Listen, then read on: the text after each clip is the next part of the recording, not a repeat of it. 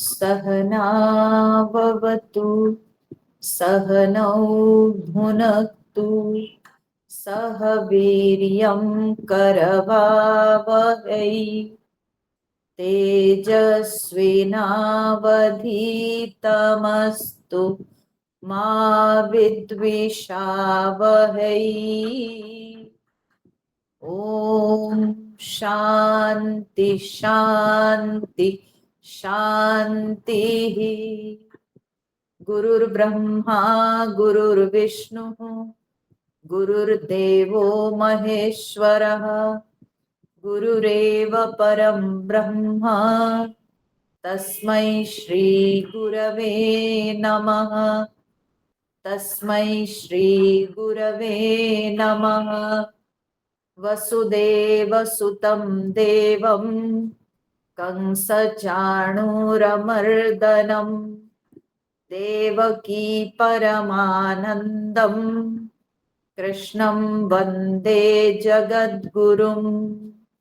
कृष्णं वन्दे जगद्गुरुं।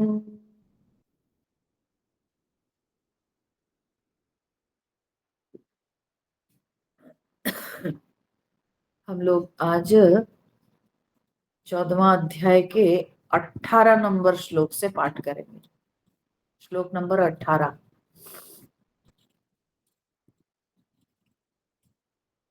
ओम श्री परमात्मने नमः। अथ चतुर्दशोऽध्यायः।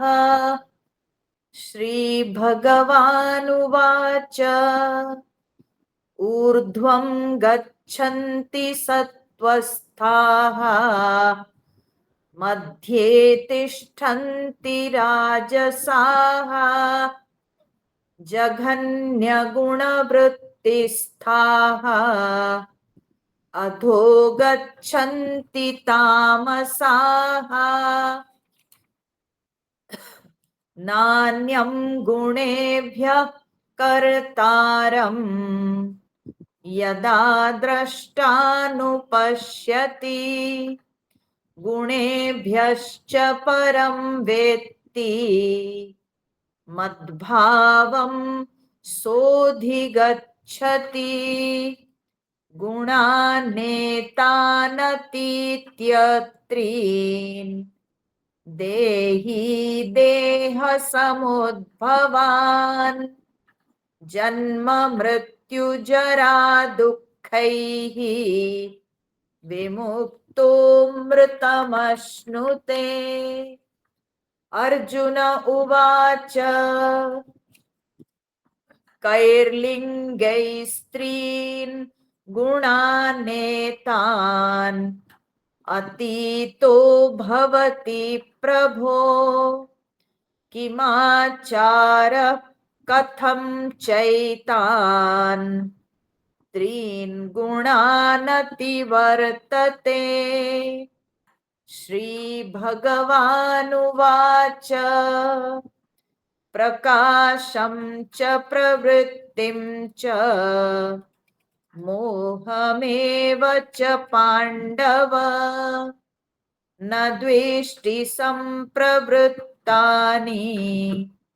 न निवृत्तानि काङ्क्षति उदासीनवदासीनः गुणैर्यो न विचाल्यते गुणा वर्तन्त इत्येव योऽवतिष्ठति नेङ्गते उदासीनवदासीनः गुणैर्यो न विचाल्यते गुणा वर्तन्त इत्येव योऽवतिष्ठति नेङ्गते।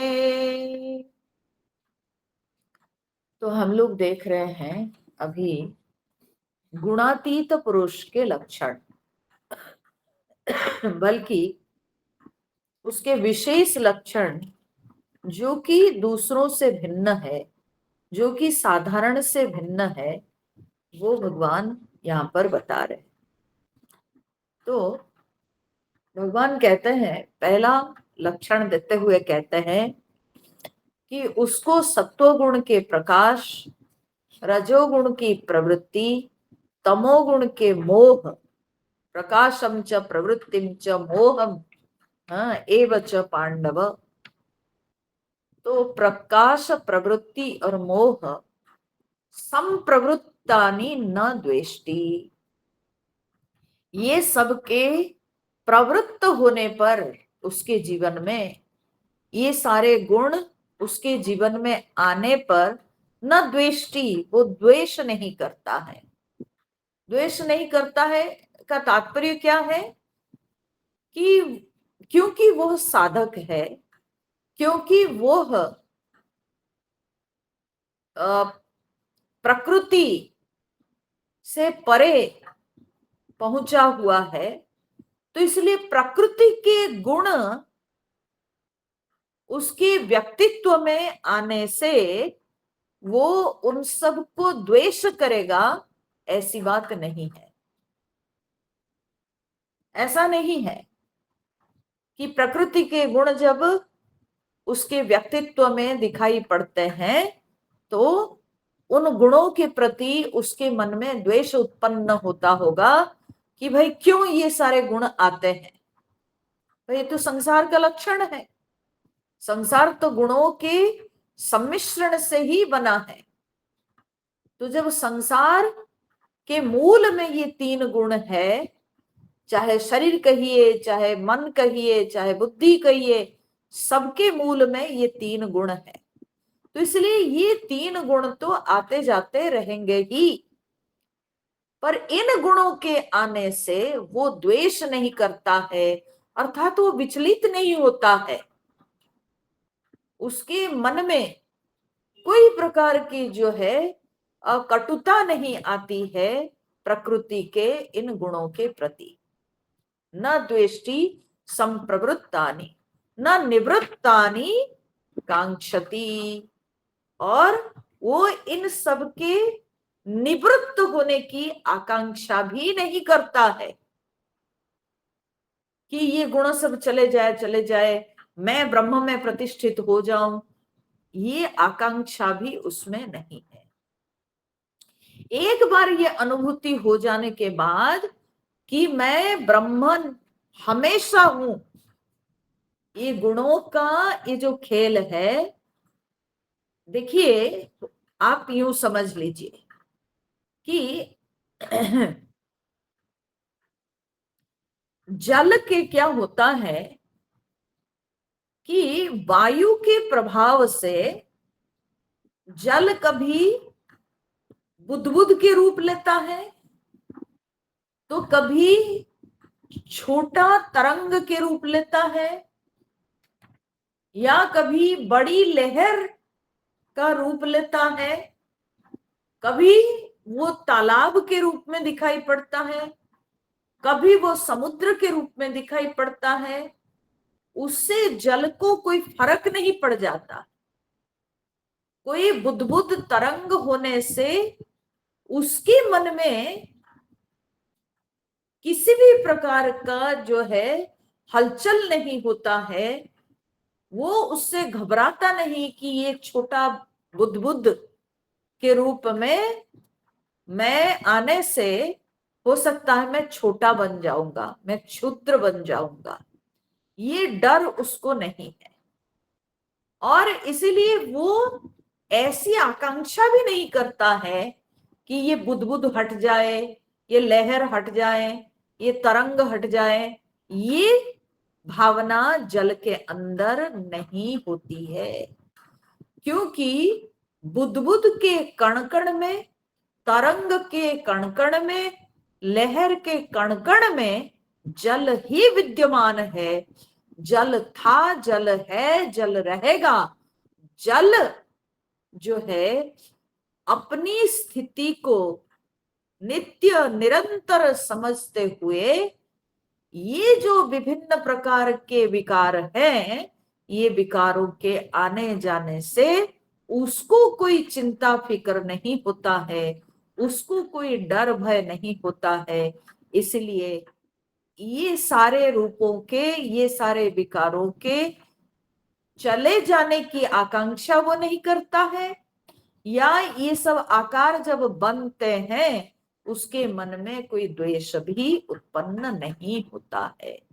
जल हमेशा से जैसे पहले था, है और रहेगा। ये तरंग, ये बुदबुद, ये सब जो है केवल विकार मात्र है, क्षणिक है, ये जल को समझ में आ चुका है।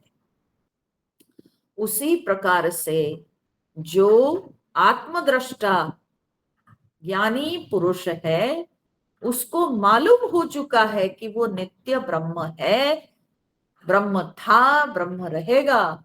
तो अब इन गुणों के आने जाने से उसको क्या तकलीफ होगी? तो इसलिए वो इन गुणों के आने से ना द्वेष करता है, ना इन गुणों के चले जाने की आकांक्षा करता है। वो तो खेल देखता रहता है, तमाशा देखता रहता है। वो तमाशा देखता रहता है। एक गुण आया, कुछ देर वो अपना खेल दिखाएगा, उसके बाद फिर जो है वो चला जाएगा, दूसरा गुण प्रवेश करेगा। तो ये सारे गुण हमारे अंतःकरण को प्रभावित करते हैं, और अंतःकरण गुणों से प्रभावित होकर फिर उसी के अनुरूप व्यवहार करने के लिए इंद्रियों को प्रेरणा प्रदान करता है। तो ये खेल को वो देखता रहता है, और इनमें बिल्कुल वो घबराता नहीं है, इनमें वो विचलित नहीं होता है। अब आगे भगवान कहते हैं, उदासीनवत आसीन गुणे ही यह न विचाल्यते। यह माने जो, भगवान गुणातीत को आई मीन दर्शाते हुए कहते हैं कि जो व्यक्ति गुणे ही न विचाल्यते, जो गुणों के द्वारा विचलित नहीं होता है। कैसे विचलित नहीं होता है? क्योंकि उदासीनवत आसीन, क्योंकि वो उदासीन के समान बैठा हुआ है, आसीन। ठीक है, उदासीन के जैसे वो बैठा हुआ है। उदासीन का अर्थ क्या होता है? उदासीन मतलब जो व्यक्ति ऊपर बैठा हुआ है उसको कहते हैं उदासीन। ठीक है, उत माने ऊपर, आसीन मतलब बैठा हुआ। तो जो ऊपर बैठा हुआ तो उसको कहते हैं उदासीन। ठीक है, अब देखिए उदासीन किसको कहते हैं? अगर दो व्यक्तियों में विवाद होता है तो कोई भी व्यक्ति, कोई तीसरा व्यक्ति इन दोनों में से किसी का अगर पक्ष लेता है तो वो पक्षपाती कहलाता है। ठीक है, इन दोनों जो झगड़ा कर रहे हैं, विवाद कर रहे हैं, तो इनमें से किसी का जो पक्ष लेने वाला वो जो है पक्षपाती कहलाता। ठीक है, और जो व्यक्ति दोनों में से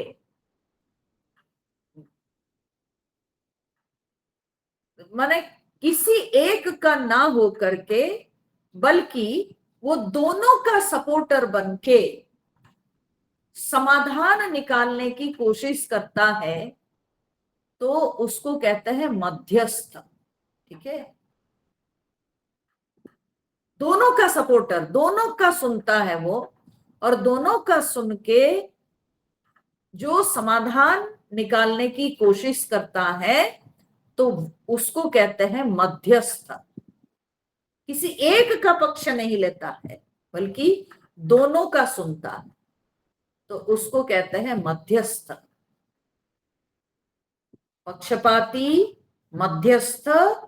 और तीसरा एक है जो किसी से भी कोई लेना देना नहीं रखता है, जिसको दोनों में से किसी का भी उसको पक्ष नहीं लेना है, या किसी से दूर नहीं होना है, या दोनों की घटना में वो बिल्कुल जो है फंसता नहीं है, तो उसको कहते हैं उदासीन या साक्षी। ठीक है, वो इन दोनों से परे है, तो वो साक्षी है या उदासीन है। इस विवाद से वो ऊपर बैठा हुआ, उसको कोई मतलब नहीं, वो साक्षी है। तो यहां पर भी भगवान कहते हैं यह उदासीनवत आसीन, जो उदासीन के जैसे बैठा हुआ, माने साक्षी हाँ होकर जो बैठा हुआ, गुणों के द्वारा वो विचलित नहीं होता। ठीक है, क्यों? क्योंकि वो गुणों से ऊपर बैठा हुआ, ये गुणों के आने जाने से उसको कोई मतलब नहीं है, वो अपने स्वरूप में स्थित है।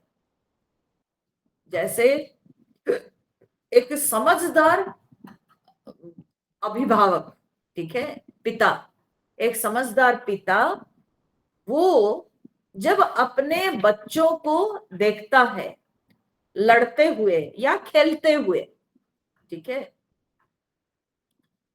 तो पिता इन दोनों के बीच में आता नहीं। ठीक है, वो दूर से जो है वो देखता है कि ये दोनों खेलते हैं, कभी झगड़ लेते हैं, कभी मिल जाते हैं, तो पिता उसमें इंटरफियर नहीं करता है, क्योंकि उसके लिए दोनों तो समान है। ठीक है, तो वो दोनों में फंसता नहीं, दोनों के बीच में नहीं आता है, क्योंकि उसको पता है ये दोनों कभी लड़ेंगे, कभी मिल जाएंगे, तो इसलिए पिता उनके बीच में नहीं आता।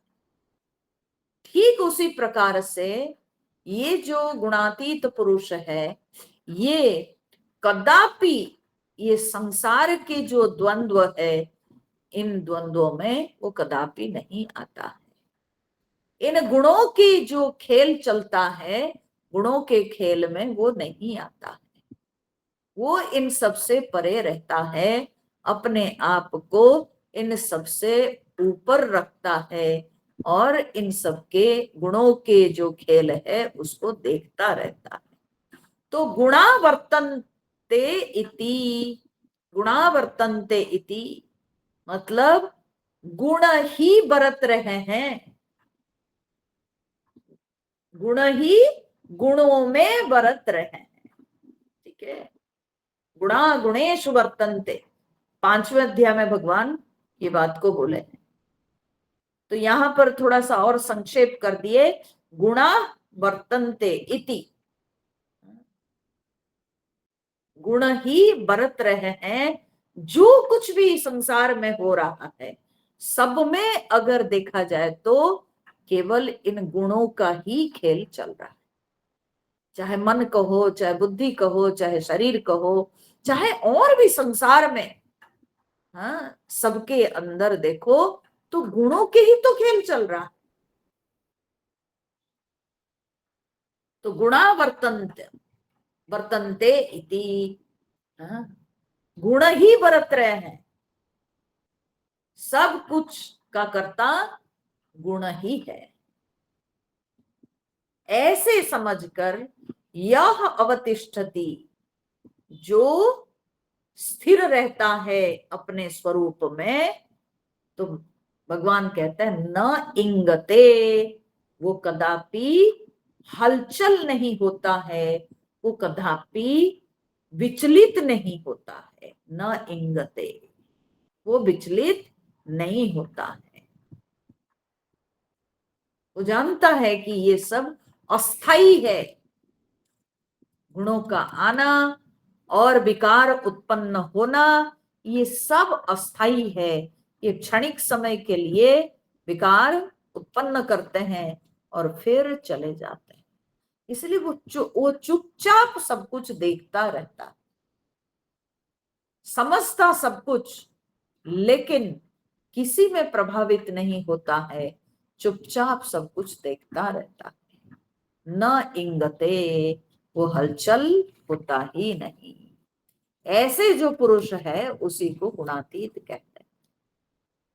फिर भगवान आगे कहते हैं, ये सारे गुणातीत पुरुष के लक्षण ही भगवान बता रहे हैं। तो सम दुख सुख स्वस्थ, समलोष्टाश्म कांचन, तुल्य प्रिया प्रियो धीरः, तुल्य निंदात्म संस्तुतिः, सम दुख सुख स्वस्थः, समलोष्टाश्म कांचनः, तुल्य प्रिया प्रियो धीरः, तुल्य निंदात्म संस्तुतिः।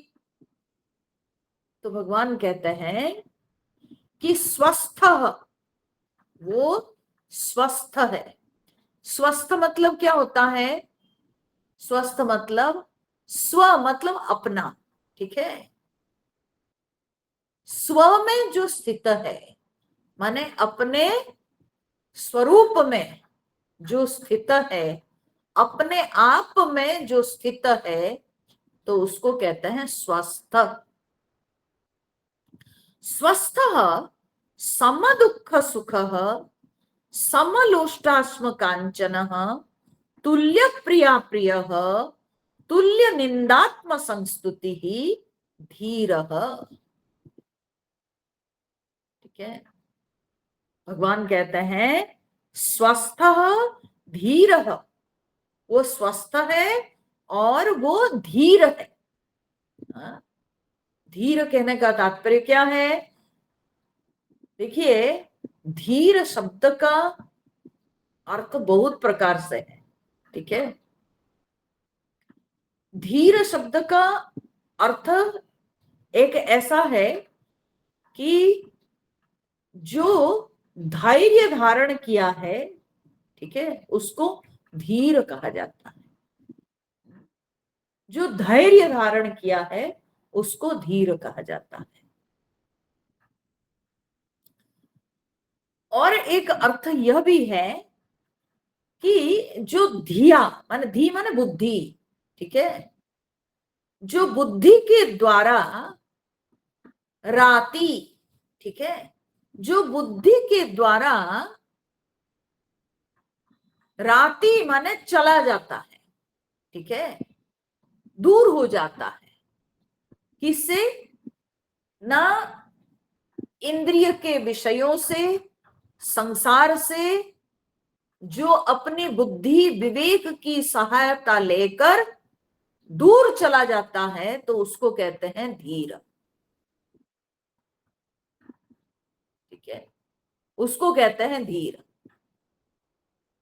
जो अपने विवेक के द्वारा ये संसार को अनित्य समझकर, ये संसार दुख रूप समझकर, जो संसार से परे चला जाता है, जो संसार से दूर चला जाता है, तो उसको कहते हैं धीर। ठीक है, उसको कहते हैं धीर।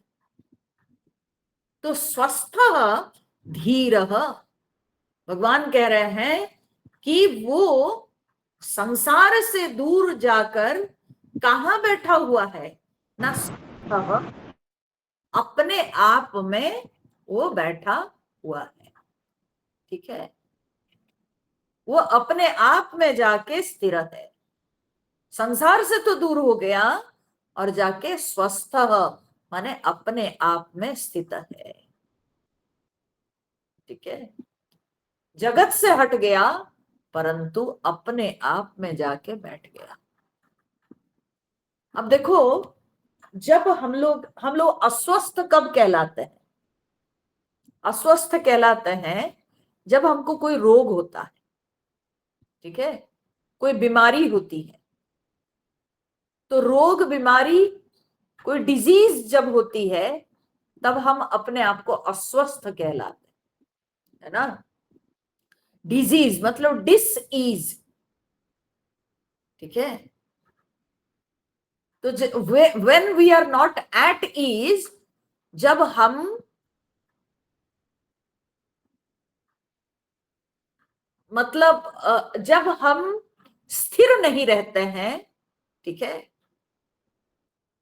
तो जब हमारे अंदर अस्थिरता बनी हुई है, तो तब हम अपने आप को समझते हैं कि हम कोई डिजीज में हैं, ठीक है। मन अच्छा नहीं लगता है, हाँ? शरीर में कहीं ना कहीं कष्ट हो रहा है, कहीं पीड़ा है, तो तब हम समझते हैं कि हम अस्वस्थ हैं, ठीक है। रोग के कारण हम अपने आप को अस्वस्थ अनुभव करते हैं। और उसमें होता क्या है ना, हमारी जो स्वाभाविक स्थिति है वो संतुलित नहीं रहती। तो स्वाभाविक स्थिति असंतुलित हो जाती है, we are not at ease, that is why it is called disease, dis ease. तो स्वाभाविक स्थिति जब बिगड़ जाती है तो हम अस्वस्थ कहलाते हैं। और जब हमारी स्वाभाविक स्थिति संतुलित हो जाती है, जब हम अपने अंदर शांति महसूस करते हैं, जब हमारी पीड़ा दूर हो जाती है, कष्ट दूर हो जाता है, तो तब हम अपने आप को क्या कहते हैं कि अब मैं स्वस्थ हो गया। पहले मैं अस्वस्थ था, अभी मैं स्वस्थ हो गया। मतलब मैं अपनी स्वाभाविक स्थिति में लौट आया, मेरी स्वाभाविक स्थिति संतुलित हो गई। तो इसलिए मैं कहता हूं कि मैं स्वस्थ हो गया, ठीक है। और जब व्यक्ति स्वस्थ हो जाता है तब वो सब कुछ सही तरीके से करने लगता है। अस्वस्थ जब तक हम रहते हैं तब तक हमारे हाथ पैर ठीक तरह से काम नहीं करते हैं, मन नहीं काम करता है। So we are not fine and we are not able to do everything in a right manner. But जब हम स्वस्थ हो जाते हैं, when we feel ourselves fine, then we are able to perform everything in a right manner. Whatever we do, we feel that it is just right. क्योंकि हमारे शरीर, हमारा मन, हमारी बुद्धि ठीक तरह से कार्य करती है, तो हम सब कुछ सही तरीके से कर पाते हैं। अब आप इसको वेदांत में देख लो कि जब तक हम लोग शरीर मन बुद्धि में रहते हैं तो वो तो हमारा स्वरूप नहीं है।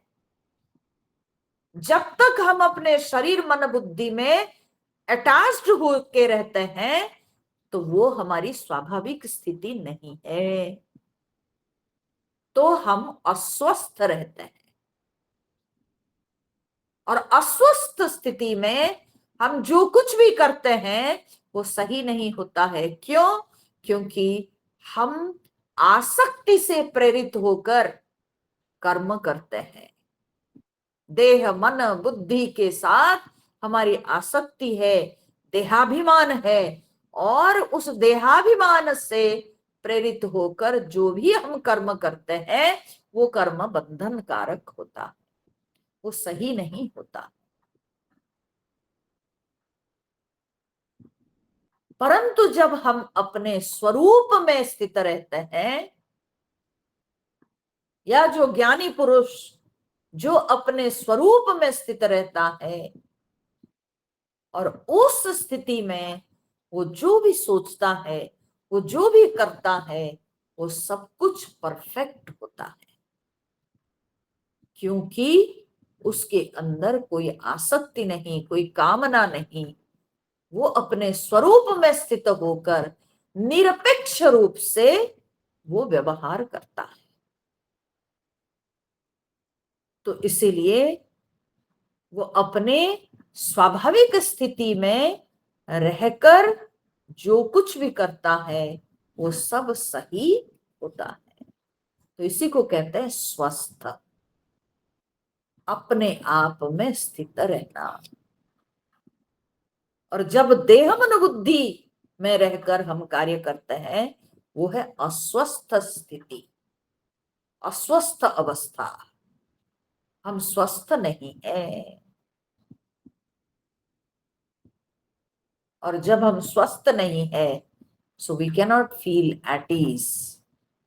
हम कभी भी दुख रहित स्थिति नहीं प्राप्त कर सकते हैं, हम पीड़ा रहित नहीं हो सकते हैं, चिंता रहित नहीं हो सकते हैं। दुख, पीड़ा, चिंता ये सब हमारे जीवन में लगी रहेगी। तो भगवान यहाँ पर कहते हैं कि जो गुणातीत है वो धीर है। एक तो अपने आप को बुद्धि के द्वारा, विचार के द्वारा वो इंद्रिय विषय संसार से अपने आप को दूर कर लिया और अपने स्वरूप में स्थित हो गया है, स्वस्थ। इसीलिए वो सम दुख सुख,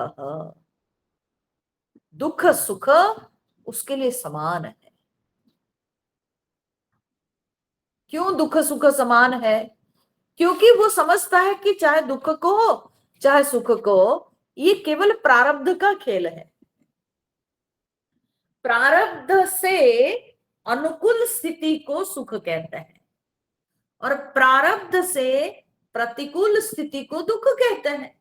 दोनों प्रारब्ध है।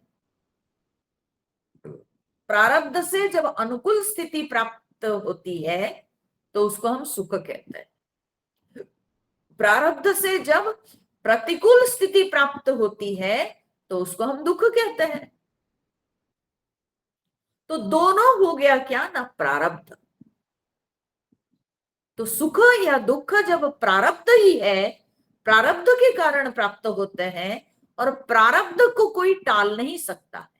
जब तक शरीर है तो प्रारब्ध चलता रहेगा। तो इसीलिए गुणातीत पुरुष प्रारब्ध को साक्षी होकर देखता रहता है कि जिसके ऊपर कुछ हमारा माने बस नहीं है, तो फिर उसको लेके चिंतित होने से क्या होगा? बस उसको देखते रहो चुपचाप। सम दुख सुख, दुख सुख उसके लिए समान है, दोनों प्रारब्ध ही है। और प्रारब्ध को जो होना है होने दो। सम दुख सुख, समलोष्टाश्म कांचन,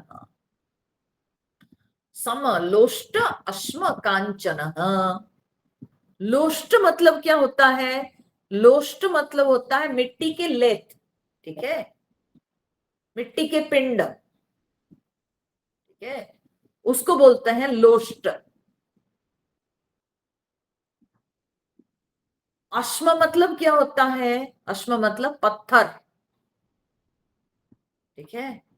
इसलिए आप एक शब्द सुने होंगे जीवाश्म, ठीक है। हम लोग जब पढ़ते हैं ना, इतिहास पढ़ते हैं, तो तब ये शब्द बहुत बार सुनने को मिलता है। इतिहास भूगोल पढ़ते हैं तो उसमें ये सुनने को मिलता है ना, जीवाश्म।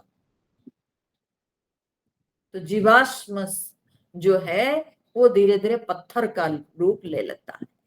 जीवाश्म उसी को कहते हैं, जीव के अश्म माने जीव के जो रिमेन्स है, ठीक है, उनके हड्डी, अस्थि, वो सब धीरे धीरे धीरे धीरे हजार हजार साल से वो मिट्टी के नीचे रह के वो अश्म माने पत्थर हो गया है। ठीक है, उसको जीवाश्म कहते हैं। तो अश्म माने पत्थर, लोष्ट मतलब मिट्टी, और कांचन मतलब सोना। तो मिट्टी, पत्थर, सोना, उसके लिए क्या है ना, सम। सम मतलब समान। अच्छा आप देखो, जो बचपन में जो हम लोग कंकड़ पत्थर लेके खेलते थे, वो कांच के जो वो सब, हाँ, छोटे छोटे, छोटी छोटी गोली सब, उसको लेके हम लोग खेलते थे, है ना। कुछ उम्र तक तो उसके साथ लगाव रहता है, हम उसको जो है कहीं संभाल के रखते हैं डब्बा डिबिया में। लेकिन धीरे धीरे जब बड़े हो जाते हैं, वो सब जो गोल गोल पत्थर या कांच की गोलियां, वो सबको हम लोग फेंक देते हैं। ठीक है, थोड़ी रखते हैं। तो जिस तरह से बचपन के संग्रह किया हुआ वो जो सब पत्थर, हाँ, कंकड़ पत्थर, वो सबको बड़े होने पर हम फेंक देते हैं, उसी प्रकार से व्यक्ति के विवेक हो जाने पर संसार के सारे पदार्थ, संसार की सब धातुएं, सब के सब उसके लिए तुच्छ लगते हैं। उसके लिए सब समान हो जाते हैं। और समान माने क्या, समान माने अनित्य है, तुच्छ है। समलोष्टाश्म कांचन, सबके सब तुच्छ है।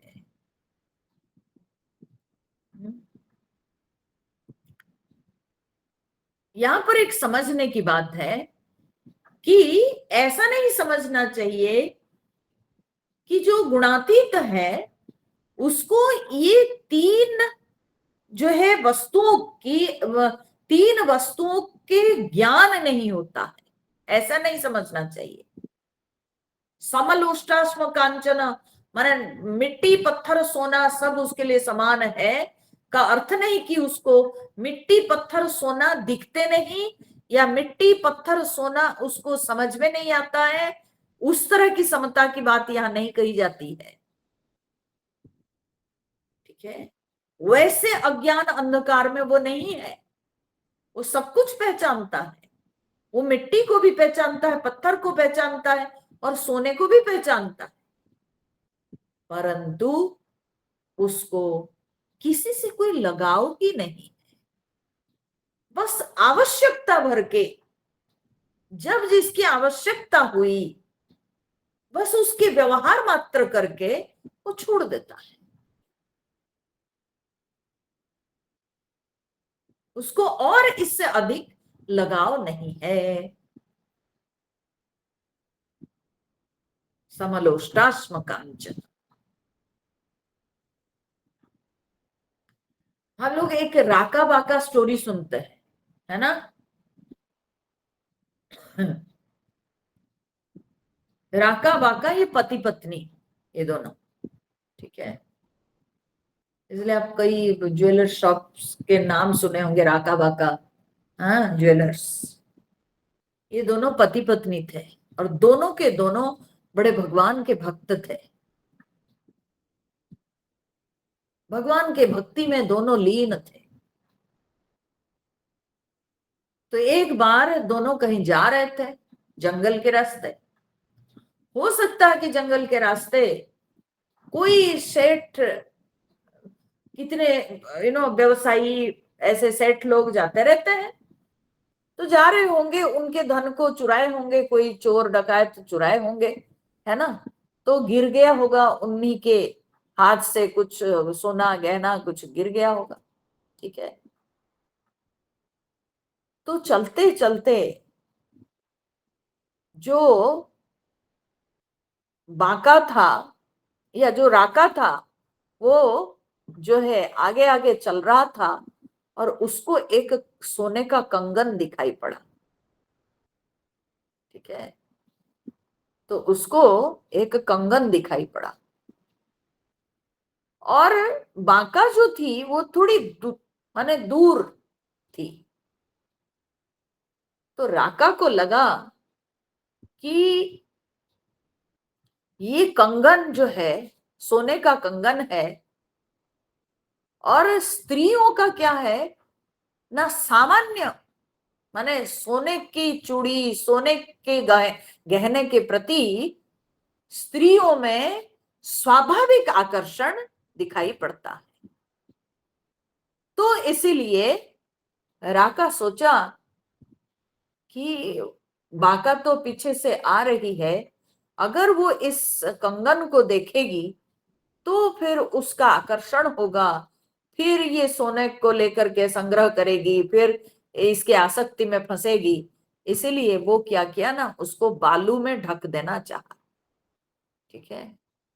और जब वो बालू में ढक रहा था तो उसी समय बाका पीछे से आ गई, पहुंच गई नजदीक, और उसको दिख गया कुछ चमक रहा है। तो वो पूछी कि क्या है, क्या है।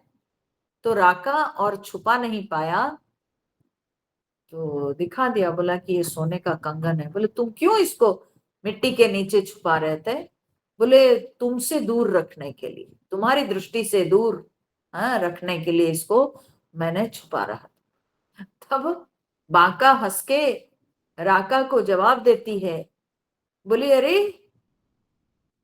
मिट्टी को मिट्टी में छुपा रहे हो, हाँ छोड़ दो, चलो आगे बढ़ो। तब राका को समझ में आया कि बाका तो राका से भी ऊपर है, हाँ? स्त्री होते हुए भी उसकी बुद्धि कितनी उच्च कोटि के हैं कि उसको सोने का कंगन भी मिट्टी नजर आती है, मिट्टी नजर आता है। ठीक है। तो इसीलिए समलोष्टाश्म कांचन, जो ज्ञानी पुरुष होते हैं, जो भगवत भावना में लीन रहते हैं, उनके लिए ये संसार के सब कुछ तुच्छ है, किसी में वे आसक्त नहीं होते हैं। समलोष्टाश्म कांचन, इस तरह से मिट्टी पत्थर सोना सब कुछ उनके लिए समान है। तुल्य प्रिय अप्रिय, और उनके लिए प्रिय अप्रिय ये सब तुल्य है, समान है। ठीक है। सब एक समान है, प्रिय अप्रिय। असलियत में उनके लिए प्रिय अप्रिय बोल के कुछ नहीं है। ठीक है। लोग अपने गुणों के कारण, अपने संस्कारों के कारण, लोग अपने आप को साधु महात्मा के कोई निकट समझते हैं या कोई अपने आप को दूर समझते हैं। जिसके संस्कार में आध्यात्मिकता है वो सोचता है मैं साधु का निकट का हूं, जिसके अंदर आध्यात्मिकता नहीं तो वो साधुओं के विपरीत, साधुओं को विरोध करता है। तो इस तरह से जो संसारी लोग हैं वे असलियत में सोचते हैं कि साधु का कोई प्रिय कोई अप्रिय, परंतु साधु का कोई प्रिय अप्रिय होता नहीं। साधु वो है जो जिसका कोई प्रिय और अप्रिय नहीं। ये तो संसारी लोग अपनी दृष्टि से बैठा देते हैं ये भाव कि कोई उसका प्रिय कोई उसका अप्रिय, पर साधु का कोई प्रिय नहीं कोई अप्रिय नहीं, प्रिय अप्रिय दोनों उसके लिए समान है। धीर तुल्य निंदा आत्म संस्तुति है, और निंदा आत्म संस्तुति। ठीक है। कोई निंदा करे, कोई उनकी जो है स्तुति मतलब प्रशंसा। देखिए ये जो निंदा और प्रशंसा, ज्ञानी पुरुष इस चीज को जानता है कि ये निंदा और स्तुति में महत्वपूर्ण क्या है। बोले नाम की मुख्यता है। निंदा में बदनाम या बदनामी, और स्तुति में क्या ना सुनाम। ठीक है, या तो बदनाम होना या सुनाम प्राप्त करना, है ना। दोनों में नाम की मुख्यता है। आपके नाम जो है, या तो आपका नाम का लोग जो है मजाक उड़ाते हैं, और नहीं तो नाम को जो है लोग ऊंचा उठाते हैं, बस यही है। और साधु कोई नाम में अपने आप को देखता नहीं, साधु का कोई नाम नहीं होता है। तो इसलिए लोग निंदा करें या लोग प्रशंसा करें, लोग बदनाम करें या लोग उसको जो है अच्छा नाम दे, उससे उसको कोई मतलब नहीं, क्योंकि वो नाम से ऊपर है। ठीक है, उसको नाम में कुछ नहीं रखा है। और फिर ये जो निंदा और स्तुति, ये परकृत क्रिया है। देखिए, निंदा कोई दूसरा ही करेगा, है ना, और स्तुति भी कोई दूसरा ही करेगा। आपकी प्रशंसा कोई दूसरा करेगा, आपकी निंदा कोई दूसरा करेगा। तो चाहे निंदा चाहे प्रशंसा, वो परकृत क्रिया है। और जो व्यक्ति को आपका व्यवहार अच्छा लगा, आपके गुण आपके लक्षण अच्छे लगते हैं, तो वो आपकी स्तुति करेगा। जिसको वे अच्छे नहीं लगेंगे तो वो निंदा करेगा। तो ये तो परकृत क्रिया है ना, इसमें दूसरे का संस्कार जुड़ा हुआ है। तो उसमें हम क्या कर सकते हैं? तो कोई निंदा करे चाहे कोई स्तुति करे। तो इसलिए गुणातीत पुरुष इसमें कदापि व्यथित नहीं होता है। कोई निंदा करे कोई वंदना करे, चाहे जो करे, सब में समान। तो उसकी जो स्वस्थता है, ठीक है, उसकी जो स्वस्थता है, देखिए धीरता, उसकी धीरता ने उसको स्वस्थता में पहुंचाई। फिर उसकी स्वस्थता के कारण उसमें समता आती। ठीक है, धीरता से स्वस्थता और स्वस्थता से समता।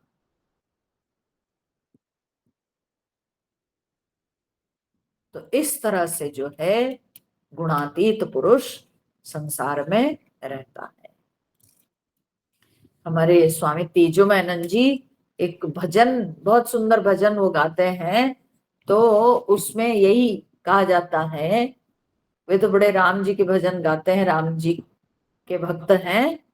तो उस भजन में ये कहा जाता है, कोई निंदो कोई बंदो, कोई निंदो कोई बंदो, कोई कैसे कहो रे,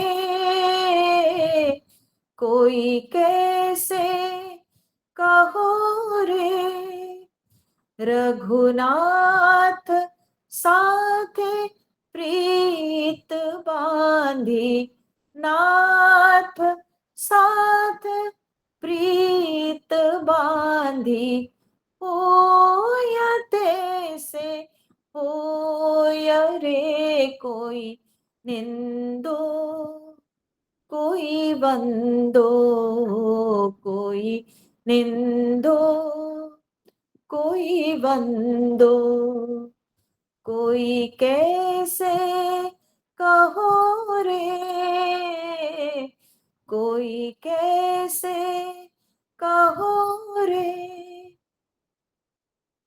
तो कोई कुछ कहे, है ना, भगवान के साथ बस अपना संबंध बांध लेना है, और सब संबंध तो संसार में फीका है, सब संबंध तो मिथ्या है। तो उसी भाव को एक्सटेंड करते हुए भगवान नेक्स्ट श्लोक में कहते हैं, मानापमानयोस्तुल्यः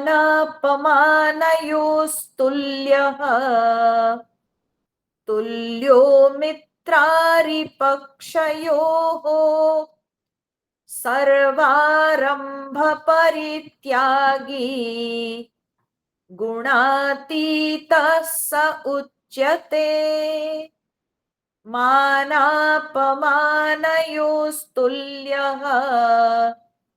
तुल्यो मित्रारिपक्षयोः सर्वारंभ परित्यागी गुणातीतः स उच्यते। भगवान कहते हैं मान अपमानयोः तुल्यः। मान अपमान में, हाँ, मान अपमान मतलब वहां निंदा स्तुति के लिए तो हम लोग प्रयोग किए कि भाई कोई निंदा, कोई बदनामी करता है या कोई अच्छा नाम करता है, सुनाम करता है ना। और यहाँ पर मान अपमान मतलब आदर अनादर, ठीक है। कोई आदर करे, कोई अनादर करे। समवन में ऑनर यू, समवन में डिसऑनर यू, ठीक है। समवन में लव यू, समवन में हेट यू, ठीक है। तो आदर अनादर उसके लिए समान है, तुल्य, ठीक है। क्या कर सकते हैं, संसार में कोई कुछ, सबका अपना अपना जो है सोच है और सब अपने सोच के अनुसार ही व्यवहार करते हैं, तो उसको क्या कर सकते हैं। अपने मन को बस परमात्मा में स्थिर रखना और सब चीज अपने आप क्या है, आते जाते रहते हैं, अपने आप सब ठीक हो जाएंगे अगर हम अपने मन को सुधार लेंगे। मान अपमानयोः तुल्यः, उसके लिए मान अपमान सब समान है। तुल्यः मित्र अरिपक्षयोः, उसके लिए मित्र पक्ष अरिपक्ष, ठीक है। उसके लिए जो है, माने मित्र पक्ष कहने का तात्पर्य है स्व अपना पक्ष, और अरिपक्ष मतलब क्या, शत्रु पक्ष, ठीक है। माने जो उसके विपरीत व्यवहार करता है, जो उसके अनुकूल व्यवहार करते हैं वे मित्र पक्ष है, जो उसके प्रतिकूल व्यवहार करते हैं उसके साथ वे अरिपक्ष है, ठीक है। दोनों के लिए उसकी भावना समान है, उसके मन में किसी के प्रति कोई लगाव नहीं या किसी के प्रति कोई द्वेष नहीं। जो उसके अनुकूल व्यवहार करता है वो जैसा, जो प्रतिकूल व्यवहार करता है उसके प्रति भी वही उसकी दृष्टि रहती। क्योंकि ये संसार में क्या है ना, लोग तुरंत जो है गिरगिट जैसे रंग बदलते हैं, ठीक है। किसी को कुछ आपसे अगर भला हो गया, कुछ उसको अच्छा मिल गया, तो वो आपके बंधु जैसे व्यवहार करता है। और अगर किसी को आपका कुछ अच्छा नहीं लगा तो तुरंत वो आपका शत्रु बन जाता है। आपके सारे किए कराए जो कुछ भी, सब कुछ वो भूल कर सब कुछ को समेट के पोटली बांध के फेंक देते हैं और एक ही शब्द में बस वे जो है आप की पहचान कराते हैं। वो क्या है ना, ये मेरा शत्रु है, ये मेरा दुश्मन, ठीक है। आपने क्या किया था, आपका उनके जीवन की प्रगति में क्या देन, वो सब बेकार हो जाता है। बस एक क्षण में सब कुछ बदल जाता है, ठीक है। तो लोग जो है ना केवल अपने स्वार्थ लेके आते हैं, और जहां उनके स्वार्थ पूर्ति होता है बस वो अच्छा, जहां स्वार्थ पूर्ति नहीं हुई तो बस वो बुरा। तो इस तरह से लोग शत्रु मित्र बनाते रहते हैं। तो जो ज्ञानी व्यक्ति है उसको तो अपना कोई स्वार्थ नहीं, भले लोगों में स्वार्थ हो सकता है परंतु उसका तो कोई स्वार्थ नहीं है। उसका तो एक ही अर्थ है, वो है परमार्थ। उसके लिए स्वार्थ नहीं है, वो केवल परमार्थ में रहता है। तो जो परमार्थ में रहने वाला व्यक्ति, उसको दुश्मन दोस्त से क्या मतलब। हाँ, तो उसके लिए कोई दुश्मन नहीं, कोई दोस्त नहीं। सर्वारंभ परित्यागी, और सारे कर्मों का आरंभ माने कर्म, तो सर्व आरंभ परित्यागी, वो सारे कर्मों को त्याग दिया है। त्याग दिया है माने फिजिकली वो छोड़ नहीं देता है, बल्कि वो कर्मों से मेंटली इंटेलेक्चुअली ऊपर उठ गया। उसको कर्म फल में कोई आसक्ति नहीं, कर्म में कोई आसक्ति नहीं, उसके अंदर कोई कर्तृत्व अभिमान नहीं। तो इसलिए वो जब वासना रहित कामना रहित होके कर्म करता है तो कर्म में उसका कोई जो है लिप्तता नहीं रहती है, वो कर्म में बंधता नहीं। तो इसलिए सर्वारंभ परित्यागी, वो सारे कर्मों को त्याग करने वाला कहलाता। तो ऐसे व्यक्ति को भगवान कहते हैं सह गुणातीत उच्यते, वह गुणातीत कहलाता है। अब ये मत सोचना कि गुणातीत जो है उसकी संज्ञा है, गुणातीत उसका नाम है। जी नहीं, गुणातीत उसका नाम नहीं। गुणातीत कोई उसका नाम नहीं कि लोग उसको गुणातीत कहते हैं तो गुणातीत कह के पुकारेंगे, नहीं।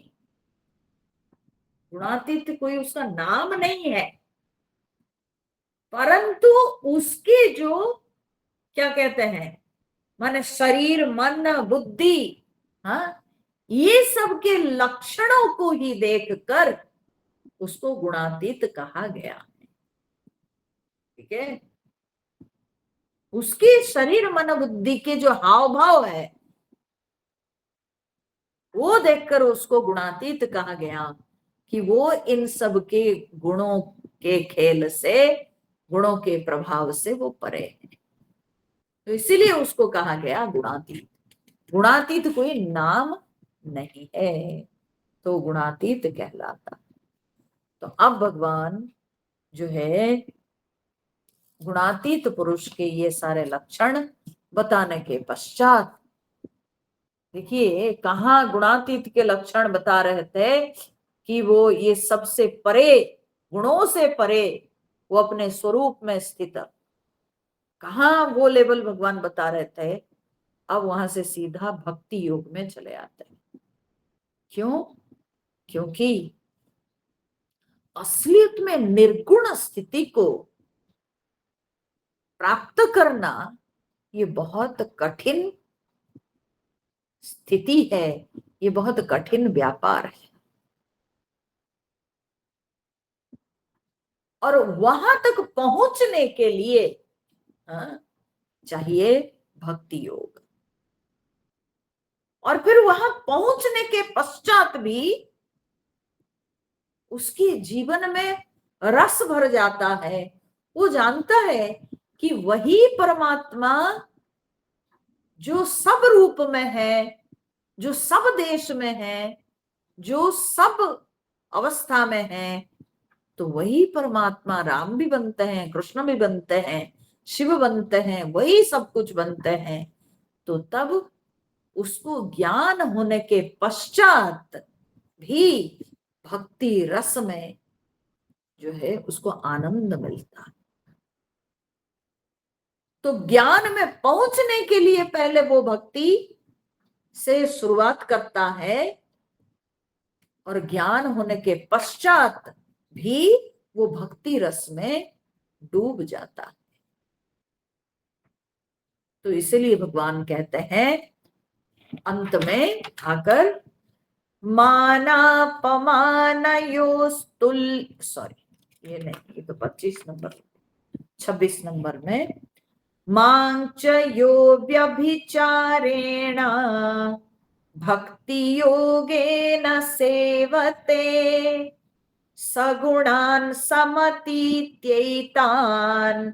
ब्रह्म भूयाय कल्पते। मांच यो व्यभिचारेण भक्ति योगेन सेवते सगुणान् समतीत्यैतान् ब्रह्म भूयाय कल्पते। च मने और, उस गुणातीत पुरुष के बारे में कहते हुए भगवान कहते हैं और यह माने जो अव्यभिचारेण भक्ति योगेन मांग सेवते, अव्यभिचारेण भक्ति योगेन, अव्यभिचार, व्यभिचार मतलब क्या है? व्यभिचार मतलब होता है जहां चंचलता है, ठीक है, जहां परिवर्तन है तो उसको व्यभिचार कहते हैं, ठीक है। जहां अपवित्रता है उसको व्यभिचार कहते हैं। पर भगवान कहते हैं कि अव्यभिचारेण भक्ति योगेन, अब उसके जीवन में कोई अपवित्रता नहीं। एक प्रीति होती है जो अपवित्र मानी जाती है, वो कैसी प्रीति? ना जब वो संसार के वस्तु विषय संबंध के प्रति वो प्रीति होती है, तब वो प्रीति जो है अपवित्र प्रीति है, ठीक है। वो व्यभिचारिणी, वो बदलती है। आज किसी संबंध में प्रेम है तो कल और किसी के साथ, तो वो व्यभिचारिणी प्रीति। परंतु अव्यभिचारिणी प्रीति जो है वो परमात्मा में, वो ईश्वर में, भगवान में। तो जब भगवान में प्रेम हो जाता है फिर वो प्रेम बदलता नहीं, वो सबसे उत्कृष्ट प्रेम होता है। तो अव्यभिचारेण भक्ति योगेन, भगवान कह रहे हैं ऐसे अव्यभिचार भक्ति योग के द्वारा यह मांग सेवते, जो मुझे या मेरी सेवा करता है, ठीक है, जो मेरी सेवा करता है। अपरिवर्तनीय भक्ति योग, और उसमें कोई बदलाव नहीं, उसमें कोई परिवर्तन नहीं, बस वो स्थिर हो जाता। तो ऐसे अनन्य प्रेम, जो ऐसे अनन्य प्रेम के द्वारा परमात्मा की सेवा करता है, सह एतान गुणान समतीत्य, वह व्यक्ति इन गुणों को पार करके ब्रह्म भूयाय कल्पते। ब्रह्म भूयाय माने ब्रह्म को प्राप्त होने का, ब्रह्म को प्राप्त होने का कल्पते, योग्य बन जाता है, पात्र बन जाता है, ठीक है। जो भगवान कहते हैं अनन्य भक्ति योग के द्वारा मेरी सेवा करता है, तो वह ब्रह्म तत्व की प्राप्ति का वो योग्य बन जाता है, वो पात्र बन जाता है। वही व्यक्ति ब्रह्म तत्व में प्रतिष्ठित हो सकता है, जो नित्य आनंद रस में डूबा हुआ है, भक्ति रस में डूबा हुआ है और जगत में हमेशा वो समता में रहता है, तो वही व्यक्ति ब्रह्म तत्व के लिए पात्र बनता है। वही व्यक्ति ब्रह्म में प्रतिष्ठित हो सकता है। इन तीनों गुणों को पार करके वही पात्र बन सकता है। कोशिश तो बहुत लोग करते हैं, परंतु भगवान कहते हैं किसको ब्रह्म तत्व की प्राप्ति होती है? ब्रह्म तत्व की प्राप्ति उसी को होती है जो व्यक्ति के अंदर ये समन्वय है, भक्ति का, ज्ञान का समन्वय है, और वो भी अनन्य भक्ति, अनन्य प्रेम। तो ऐसा जिस व्यक्ति के अंदर है वही व्यक्ति अंत में ब्रह्म तत्व में प्रतिष्ठित होता है। अब ये कहने के बाद प्रश्न मन में उठता है ना कि भगवान ज्ञान की बात करते करते कहाँ ये भक्ति के बात में आ गए? तो भगवान उसका उत्तर देते हैं अंतिम श्लोक में। ब्रह्मणो हि प्रतिष्ठाहम् अमृतस्याव्ययस्य च शाश्वतस्य च धर्मस्य सुखस्यैकान्तिकस्य च। ब्रह्मणो हि प्रतिष्ठाहम् अमृतस्याव्ययस्य च शाश्वतस्य च धर्मस्य सुखस्यैकान्तिकस्य च। तो भगवान कहते हैं क्योंकि अहम ही अर्थात मैं ही ब्रह्मणः प्रतिष्ठा, मैं ही ब्रह्म की प्रतिष्ठा हूं। भगवान अर्जुन को कह रहे हैं, अर्जुन जो ब्रह्म तत्व में वो प्रतिष्ठित होने का पात्र बनता है, मैं कह रहा हूं ना, वो जो निर्गुण, निराकार, निर्विकल्प, निरंजन ब्रह्म तत्व है, बोले वही ब्रह्म की प्रतिष्ठा मैं हूं। इसीलिए मैंने कहा कि जो मेरी सेवा करता है अव्यभिचारिणी भक्ति के द्वारा, ठीक है, तात्पर्य निर्गुण ब्रह्म और सगुण ईश्वर में कोई भेद नहीं है। ये केवल अलग अलग स्थिति के कारण, साधक के अलग अलग स्थिति के कारण उसको जो है परमात्मा भिन्न रूप से नजर आते हैं। नहीं तो ईश्वर तो एक ही है, वही सगुण रूप में विराजमान है और वही निर्गुण ब्रह्म तत्व है। तो इसीलिए भगवान कहते हैं ब्रह्मणः ही अहम प्रतिष्ठा, ब्रह्म की प्रतिष्ठा मैं हूं। जो निर्गुण ब्रह्म है वही सगुण ब्रह्म है, तो मैं ही ब्रह्म की प्रतिष्ठा हूं। अमृतस्य, अमृत की प्रतिष्ठा भी मैं हूं। अव्ययस्य, वह अव्यय जो ब्रह्म तत्व है, वो अमृत ब्रह्म तत्व है, वो सब की प्रतिष्ठा मैं हूं।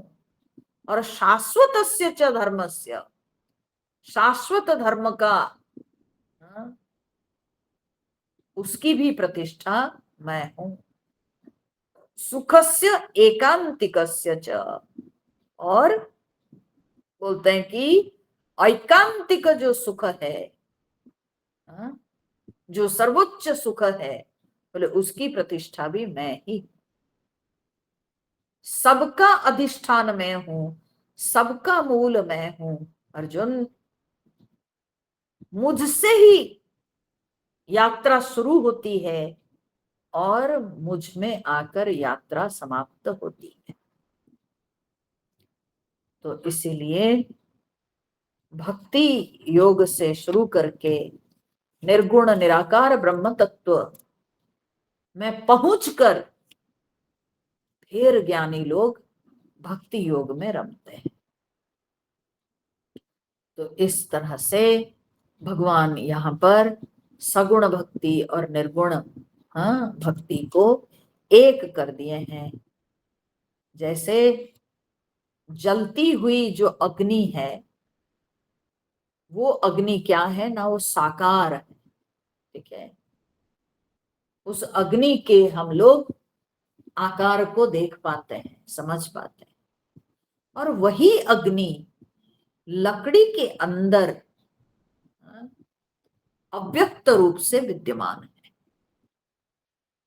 ठीक है। व्यक्त भाव में जो अग्नि हमको दीपक, जलता हुआ दीपक में नजर आती है, चूल्हा में नजर आती है, वही अग्नि लकड़ी के अंदर अव्यक्त रूप से विद्यमान है। तो जो लकड़ी के अंदर जो अग्नि है वो निराकार है, और जो जलती हुई अग्नि है वो साकार है। ये निराकार और साकार एक ही तत्व है, तत्वतः एक ही। उसी प्रकार से परमात्मा एक है, वे कभी साकार होते हैं और नहीं तो वे नित्य निराकार रूप से विद्यमान है। तो इसी भाव को यहाँ समझाते हुए भगवान ये अंतिम श्लोक दिए कि सबकी प्रतिष्ठा मैं हूं। तो सगुण ब्रह्म निर्गुण ब्रह्म सब एक ही। यह समाप्त करके, यह श्लोक देके इस अध्याय को भगवान ने यहाँ पर समाप्त कर दिया। ओम तत्सदिति श्रीमद्भगवद्गीतासु उपनिषत्सु ब्रह्म विद्यायां योगशास्त्रे श्रीकृष्णार्जुन संवादे गुणत्रय विभाग योगो नाम चतुर्दशोऽध्यायः। सर्वधर्मान् परित्यज्य मामेकं शरणं व्रज, अहं त्वा सर्वपापेभ्यः मोक्षयिष्यामि मा शुचः, मोक्षयिष्यामि मा शुचः। ओम पूर्णमदः पूर्णमिदं पूर्णात् पूर्णमुदच्यते पूर्णस्य पूर्णमादाय पूर्णमेवावशिष्यते। ओम शांति शांति शांति। हरिः ओम। श्री गुरुभ्यो नमः। हरिः ओम।